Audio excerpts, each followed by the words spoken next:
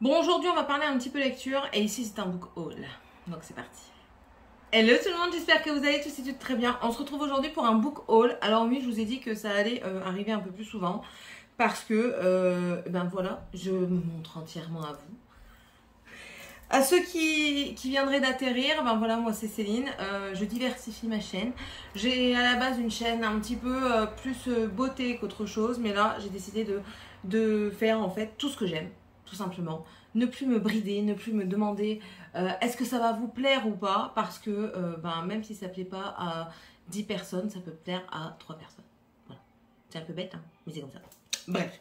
Aujourd'hui, c'est un book haul. Alors, les 3/4 des bouquins que j'ai achetés, c'était par Vinted. Pourquoi? Ben parce que je trouve que c'est mieux de recycler par Vinted plutôt que de racheter du neuf. J'aime bien également avoir du neuf. Vous allez voir, j'ai des livres tout neufs. Pourquoi? Parce que l'édition me plaît. Après, il y a des bouquins que je ne retrouvais plus. J'ai essayé de chercher sur internet et j'ai pas trouvé. Et puis après, ben, peut-être que je me suis pas foulée non plus. Mais bon, c'est comme ça.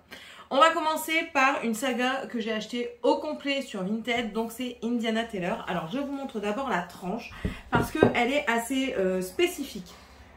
Si je ne le mets pas dans l'ordre, ça va pas aller.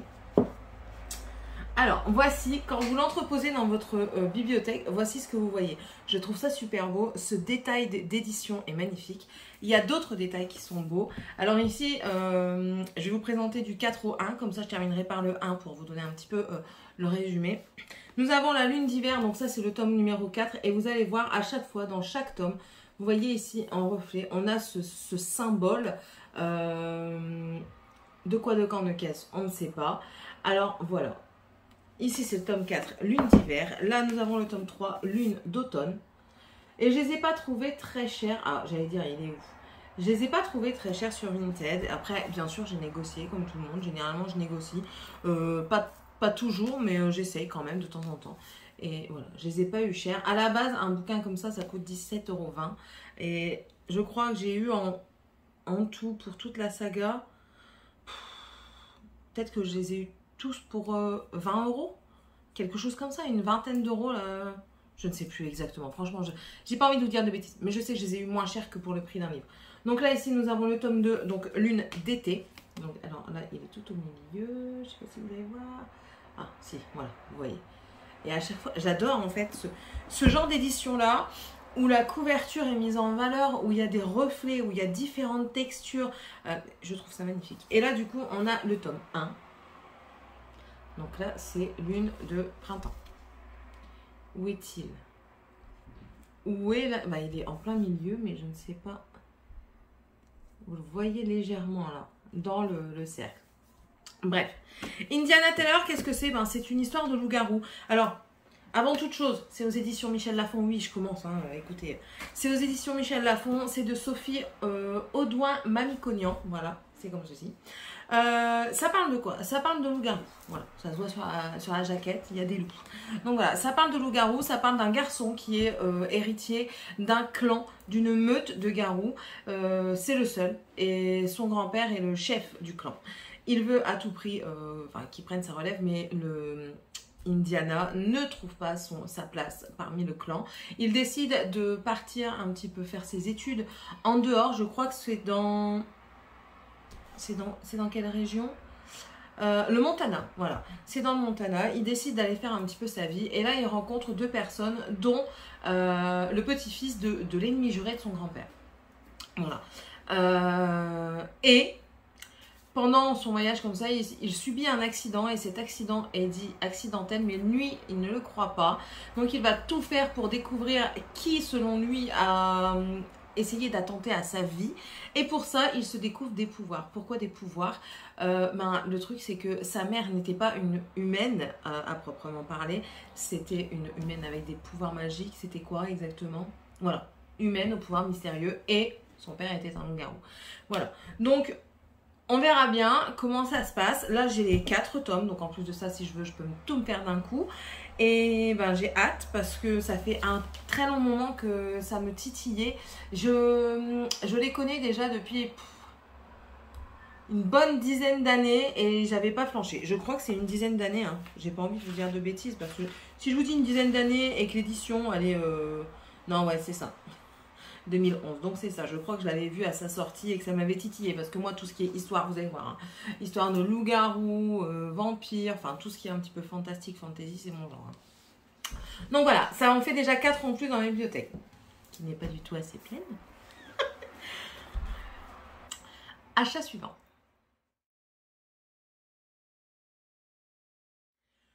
Pour le prochain achat, c'est pareil, c'est une saga au complet que je me suis procurée. C'est la saga Thrill. Donc, ici, vous avez les jaquettes et là, vous avez le devant.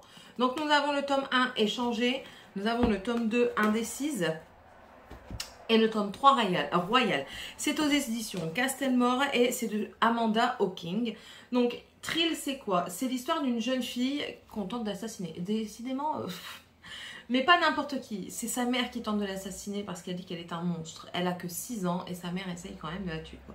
Donc, c'est tout. Elle fait sa vie jusqu'au jour de son adolescence, vers 11-12 ans, je me souviens plus exactement.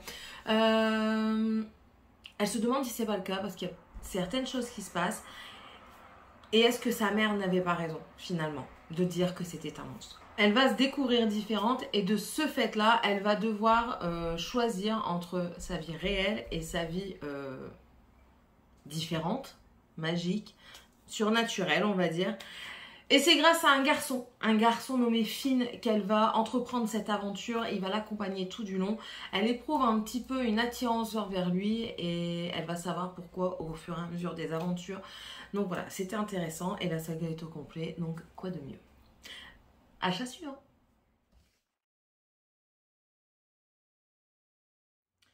En achat suivant, je me suis procuré le tome 2 et le tome 3 de Ange déchu. C'est encore une série. Je suis accro aux séries. J'ai pas beaucoup de one-shot. C'est encore une série. Il me manque le tome 4. Donc, le tome 2 et le tome 3 des Anges déchus. Donc, c'est de Becca Fitzpatrick. J'ai du mal. Le tome 2, c'est Crescendo, ici aux éditions Pocket Jeunesse. Et là, aux éditions Pocket, c'est Silence, c'est le tome 3. Ça me dérange parce que... c'est pas la même tranche. Mais c'est pas grave parce que Morgane adore ça aussi. Donc, elle va se faire un plaisir de les lire. Elle attendait justement que je fasse le book haul pour se lancer dans cette lecture. Alors ici, c'est question de Nora, une jeune fille lambda, une jeune lycéenne qui est très studieuse et... elle a perdu son papa, elle vit seule avec sa maman qui a un travail mais qui lui prend beaucoup de temps. Elle travaille assez loin de chez elle et du coup elle se retrouve régulièrement toute seule. Et ensuite c'est l'histoire aussi de Patch, un jeune garçon un petit peu, pas frivole mais j'en ai rien à péter quoi. Il vient en classe, il s'en fout, il est nonchalant, il parle jamais, il n'est pas expressif, il reste dans son coin, il est à la limite désagréable. Sauf qu'un jour, il y a un changement de plan de classe qui va se créer lors d'une matière et elle va se retrouver à côté de lui et alors là c'est fini. Il va se faire un malin plaisir de la mettre comment on dit, de la mettre mal à l'aise.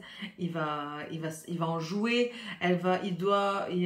Tous les deux vont devoir parler de l'un et de l'autre, mais il s'avère qu'il est très difficile à cerner et qu'elle n'arrive pas justement à mettre le doigt sur ce qui cloche chez lui.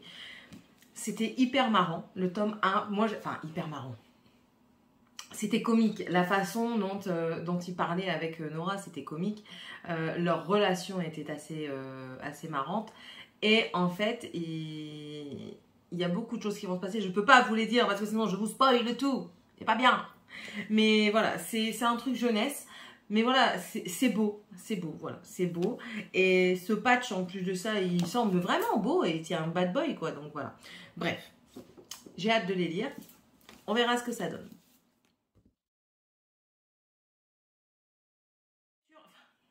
L'achat suivant, c'est les Éternels de Shelby Maheu aux éditions Michel Lafon. Alors d'après ce que j'ai compris, ouais c'est ça, c'est un nouveau phénomène Wattpad. Donc ça provient de l'application Wattpad. De quoi ça parle? Eh bien écoutez, pour moi c'était un univers parallèle et fantastique. Donc alors là il n'en fallait pas plus pour m'appeler. J'ai dit pourquoi pas. Alors à la première de couverture, elle m'a interpellée mais c'est pas ce que je trouve de plus joli. Clairement pas. Je trouve qu'il pourrait y avoir ça aurait peut-être... On verra après la lecture si c'est bien choisi ou pas. Mais bon voilà, ça aurait pu être un peu plus attractif, surtout si c'est en jeunesse. Et je pense que c'est en jeunesse. En fait, c'est l'histoire d'une jeune fille donc, qui s'appelle, je ne sais pas, comment tu t'appelles? Shanna. Voilà. C'est l'histoire de Shanna qui mène une vie comme tout le monde. Encore une fois, une jeune fille lambda qui va à l'école et tout ça.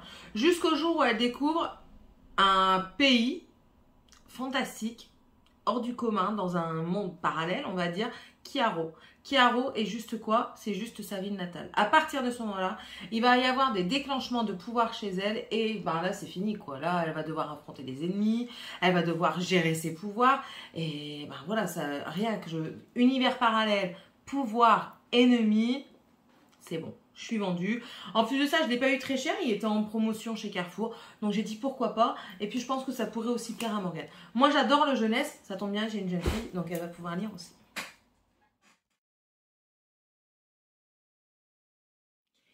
Achat suivant, c'est encore des livres qui sont...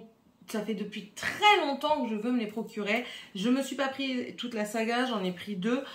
Il y en a 5 en tout et c'est Fablehaven. Donc ici nous avons le tome 1, Le Sanctuaire Secret et le tome 2, La Menace de l'Étoile du Soir. Donc 1 et 2.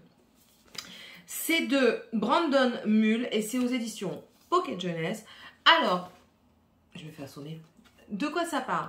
Ça parle de jeunes enfants qui sont envoyés chez leurs grands-parents paternels qui n'ont quasiment jamais vu parce qu'ils sont très spéciaux. Et quand ils arrivent là-bas, ils se rendent compte qu'en fait, les grands-parents sont les gardiens du monde, du sanctuaire de Fablehaven, d'après ce que j'ai compris.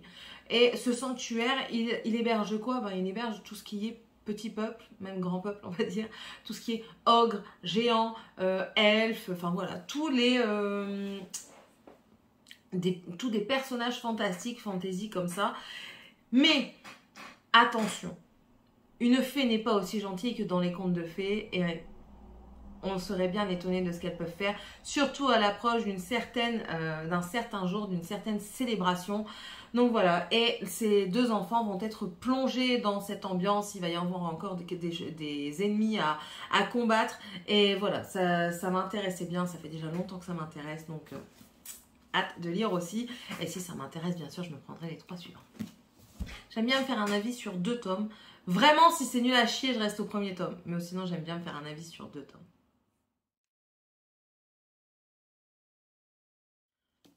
Mon achat suivant, c'est Maîtresse de tous les mots. Donc, c'est chez Disney. Hein, donc, c'est chez les éditions Hachette et Rose.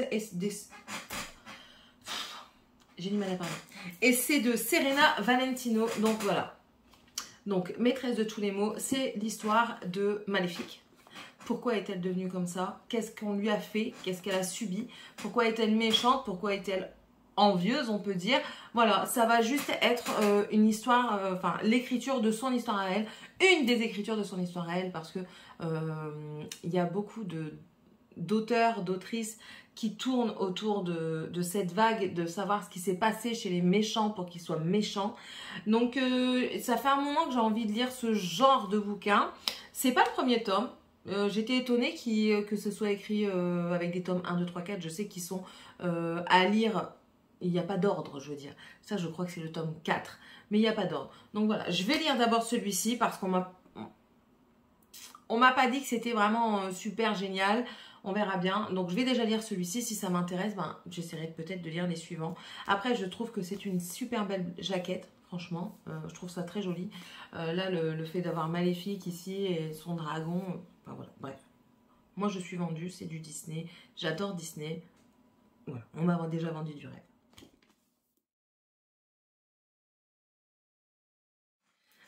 Achat suivant, c'est pas un truc vieux, c'est un truc assez nouveau. Et c'est dans la saga, attendez, The Shadows Between Us. Oui, parce qu'il va y avoir, je ne sais pas si c'est 2 ou 3 tomes qu'il va y avoir. Enfin bref, je ne sais plus. Mais là, c'est La Reine des Ombres. Donc, c'est aux éditions Stardust. Et c'est de Tricia Levenseller. Donc, voilà la jaquette. En plus, je trouve ça trop belle. On adore. Qu'est-ce que c'est? Ben, c'est l'histoire, comment elle s'appelle? On ne sait pas. Ah si, Alessandra. C'est l'histoire d'Alessandra, une jeune femme qui veut à tout prix avoir le trône des ombres. Elle veut le tuer. Alors de toute façon, c'est écrit d'abord courtiser le roi des ombres, puis l'épouser et enfin le tuer et récupérer son trône. Sauf que ben, elle va mettre des plans comme ça pour accéder au trône, hein, bien sûr, pour faire son truc. Mais c'est pas la seule à vouloir le trône. Donc elle va devoir se retrouver à le défendre pour pouvoir avoir plus de chances d'être un petit peu son épouse et devenir la reine des ombres. Mais le roi des ombres est assez puissant malgré tout ce que... Comment dire? Malgré tout ce qu'il attaque, il reste quand même puissant. Elle se doit de le défendre. Mais voilà, il a certains pouvoirs. Donc, est-ce que ça va être facile ou pas? Va-t-elle y arriver? Comment va-t-elle y arriver? Ça, j'ai vraiment hâte de le lire. Et c'est pareil, ça a fait quand même un foin quand c'est sorti. Il y a moins d'un mois, je crois que c'est sorti cette affaire. Hein. Attendez. C'est pas écrit. 2022, donc ouais, donc c'est ça. Enfin, ouais. J'ai hâte de le lire.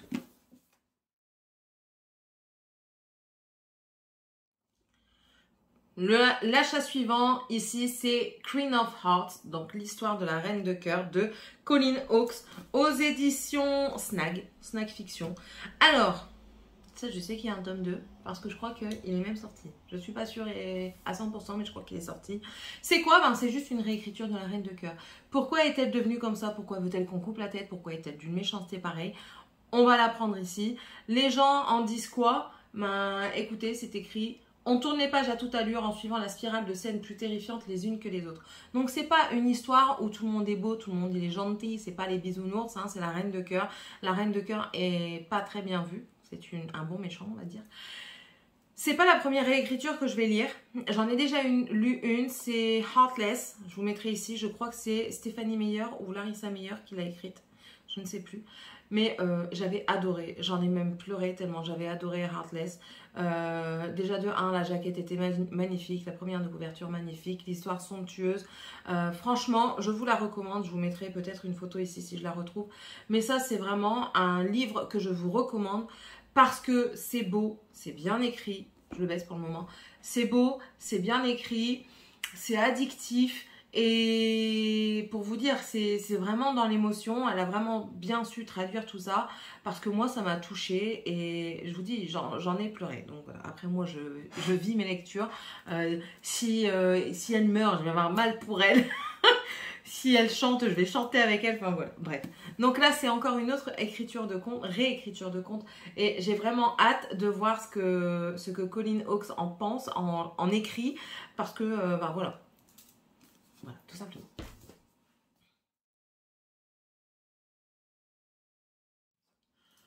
Achat suivant, et pas le plus petit livre que j'ai acheté, c'est dans la saga de Curse Breakers, donc c'est le tome 1, un sort si noir et éternel, et il fait 691 pages. Si peu. Et c'est pas des grosses écritures, hein. C'est de, comment tu t'appelles déjà? Brigitte Kéméraire aux éditions Rajo. Seul l'amour et le courage rompront le maléfice. Alors c'est quoi? C'est l'histoire d'une jeune femme qui est handicapée et qui assiste à une tentative d'enlèvement. Elle s'interpose et en fait du coup c'est elle qui est enlevée. Elle va se retrouver avec un jeune homme et elle va devoir subir, comment dire, affronter la bête. Quelle bête? Ben c'est lui la bête. Elle va devoir l'affronter. Elle va devoir voir comment ça se passe en fait. D'après ce que j'ai lu, d'après ce que j'en ressens dans ce que j'ai lu sur internet, certains avis et tout ça sans trop me spoiler, c'est un petit peu une réécriture de La Belle et la Bête. C'est un genre de La Belle et la Bête. Donc ça me donne vraiment envie de le lire parce que ben, j'adore tout ça. Les dérivés comme ça, l'histoire enfin, tu dois aimer quelqu'un pour son intérieur et non son extérieur, c'est beau. J'ai déjà lu un truc comme ça, je ne sais plus si je retrouve, je vous mettrai en photo. Ils en ont même fait un film. Je ne saurais plus vous dire le nom. Et c'était magnifique. J'avais adoré, je l'avais dévoré. J'ai la jaquette en vue. Je ne saurais plus vous dire lequel que c'est. Enfin bref. Ça aussi, j'ai hâte de le lire, mais 691 pages. Est-ce que je vais me lancer tout de suite? Non. J'ai déjà entamé quelque chose d'autre. Donc voilà.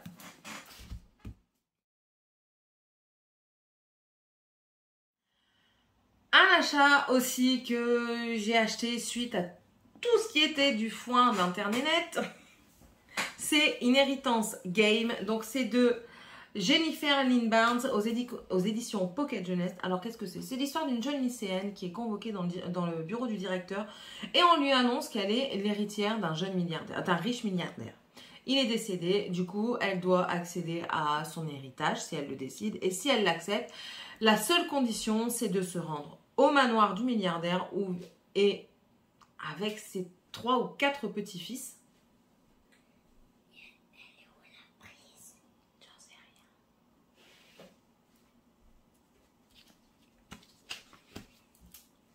Donc elle doit aller dans le manoir avec ses 4 petits-fils, mais les 4 petits-fils vont lui mettre des bâtons dans les roues, c'est de la manigance, de la manipulation, enfin bref. Mais le truc qu'il y a, c'est qu'ils sont beaux. Qu'est-ce qui va se passer? Vu qu'on nous précise qu'ils sont séduisants, mais qu'ils sont manipulateurs et qu'ils sont quand même assez méchants, d'après ce que j'ai compris, qu'est-ce qui nous attend? Je pense qu'on va voir que c'est un jeu de complot, de maîtrise, comment dire, de stratégie, voilà. De la stratégie pour voir comment elle va s'en sortir et comment eux, ils vont faire pour qu'elle se barre et puis qu'elle dise non à l'héritage.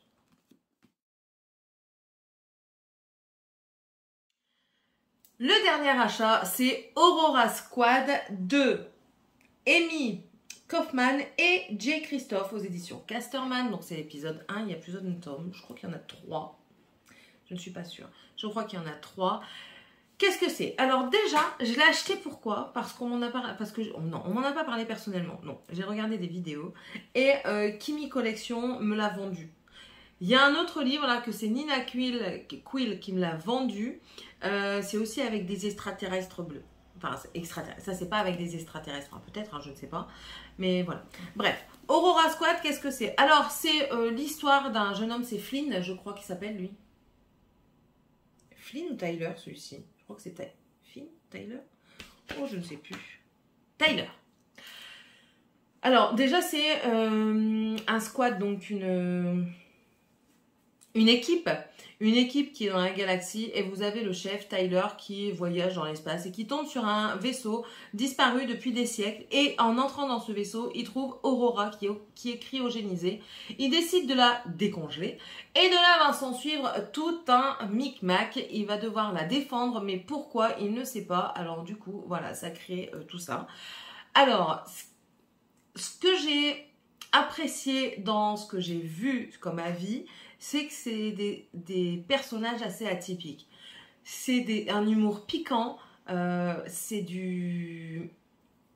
pas du trash, mais du bon clash, quoi. C'est du clash, c'est marrant, c'est... Enfin, voilà. Ça m'a attiré. Kimi qui en a parlé, ça m'avait attiré aussi. Donc, il est là, tout simplement. Et j'en ai fini avec mon book haul. Donc vous voyez, j'ai déjà encore pas mal de lectures. J'en ai encore tout plein après. Je dois aussi... je participe à un challenge dont je vais vous faire une petite vidéo aussi, pas longue. Mais bon, voilà. J'espère en tout cas que ce nouveau format de vidéo qui va certainement apparaître un peu plus souvent sur la chaîne vous a plu. C'est différent de ce que je fais. Mais voilà, c'est moi. Donc je ne peux pas laisser ça de côté. C'est moi si j'ai envie de vous en parler. C'est comme ça. Tout simplement. N'hésitez pas en tout cas à me dire si vous avez aimé, si ça vous a donné envie de lire certaines choses. Je sais que mon avis n'est pas poussé, mais j'ai pas envie de spoiler en fait. J'ai pas envie de vous raconter ce qui se passe dedans pour vous dire, bah prenez-le, mais je vous raconte l'histoire. C'est pas le but. Voilà. Sachez que je vais certainement vous en faire 2-3 petits retours, notamment dans certains vlogs où je vais vous en parler. Mais bref. N'hésitez pas à vous abonner si ça vous a plu. N'hésitez pas aussi à liker la vidéo. Et puis, on se retrouve dans une autre vidéo. Et je vous fais d'énormes bisous. Bye!